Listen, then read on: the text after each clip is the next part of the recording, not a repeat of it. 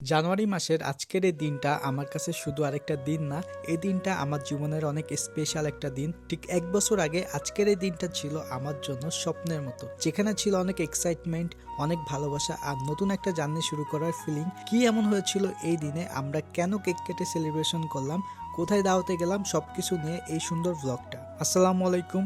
সময় কত দ্রুত চলে যায়। ঠিক 1 বছর আগে আজকে আমাদের বিয়ে হয়েছিল, আজ চোখের পলকে চলে আসলো ম্যারেজ অ্যানিভার্সারি। আমাদের দুজনকে আজকে খুবই হ্যাপি মনে হচ্ছে দেখতে। আমরা আজকের দিন নিয়ে বেশ কিছু প্ল্যান করছি, যে ছোট করে কেক কেটে একটা সেলিব্রেশন করব আর একটু ঘোরাফেরা খাওয়া দাওয়া করব। তার আগে সেলিব্রেশনের জন্য আমরা খুলনার খুবই famous cake paste baking lab by Zara থেকে খুবই সুন্দর একটা কেক নিয়ে নিছি। দুপুরের দিকে দুজনের জন্য সময় বের করে আমরা চলে আসলাম খুলনা শিববাড়ি সুলতান ডাইনে। দোতলায় এসে দেখি আজকে তেমন রাশ নাই, আর আমাদের আসতেও বেশ লেট হয়েছে, 4টার মতো বাজে। নর্মালি এই টাইমেও অনেক বেশি লোকজন থাকে। আর এই যে দেখতে পাচ্ছেন খুলনা সুলতান ডাইনের ইন্টেরিয়র কিছুটা এইরকম, বেশ ক্লাসি দেখতে লাগে। একটা কর্নারে খুবই সুন্দর একটা সিট পাওয়ার পরে আমি খুবই এক্সাইটেড ছিলাম যে বেকিং ল্যাব বাই জারা থেকে আমি যে কেকটা অর্ডার করছি এটা দেখতে অ্যাকচুয়ালি কেমন হয়েছে। তাই আর ওয়েট করতে না পেরে আনপ্যাক করে ফেললাম আমাদের অর্ডার করা 2টা কেক। আনপ্যাকের পর আমাদের দুইজনের রিয়াকশন দেখার মতো ছিল। আসলে আমার স্পেশাল দিনে এত সুন্দর করে আমার মন মতো ডিজাইন করে দেওয়ার জন্য বেকিং ল্যাব বাই জারাকে অনেক অনেক থ্যাঙ্কস।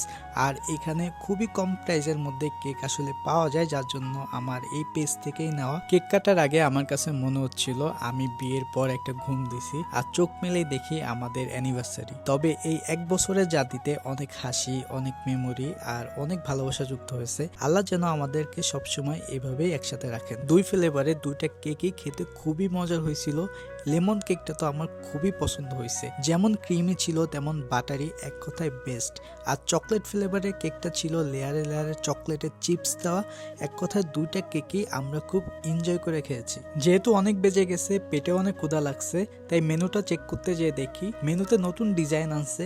আর আমরা এই মেনুটা দেখে তাদের স্পেশাল সুলতান ডাইনের স্পেশাল বাসমতি কাচ্ছি আর বিফ রেজাল অর্ডার করে দিই। পরে অবশ্য আমরা বাদামের শরবত, বোরানি নিয়েছিলাম।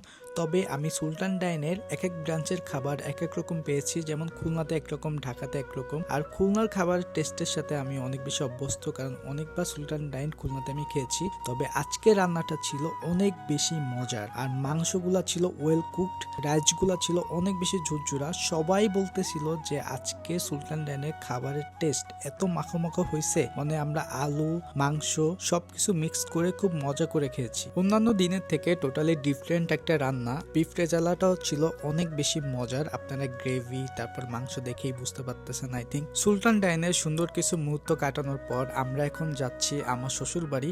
শাশুড়ি আম্মা আমাদেরকে দাওয়াত দিয়েছে, আর শ্বশুর বাড়ির দাওয়াত তো মিস করাই যায় না। বাসায় এসে দেখি বিমের জন্য 2টা কেক পেয়ার আসছে বেক অ্যান্ড প্যাক থেকে। শ্বশুর বাড়ি আমাদের জন্য খুবই সুন্দর একটা দাওয়াত অ্যারেঞ্জ করছে। এখানে অনেক রকমের আইটেমের খাবার আছে, রোস্ট আছে, হাঁসের মাংস আছে, ডিম ভুনা আছে, মাছ আছে, আরো অনেক কিছুই ছিল। কিন্তু আনফর্চুনেটলি সুলতান ডাইনের খাবার এত মজা হয়েছে যে আমি অনেক বেশি পরিমাণে খেয়ে ফেলছি, আর শ্বশুরবাড়ি এসে তেমন কিছুই খেতে পারি নাই। অল্প কিছু ভাত দিয়ে দাওয়াতটা কোনোভাবে শেষ করে আজকের ব্লগ থেকে এখানে বিদায় নিচ্ছি। দেখা হবে পরবর্তী ভিডিওতে, এন্ড আপনারা সবাই আমাদের জন্য দোয়া করবেন, আমাদের দিন যেন এরকম সুন্দরভাবে কেটে যায়।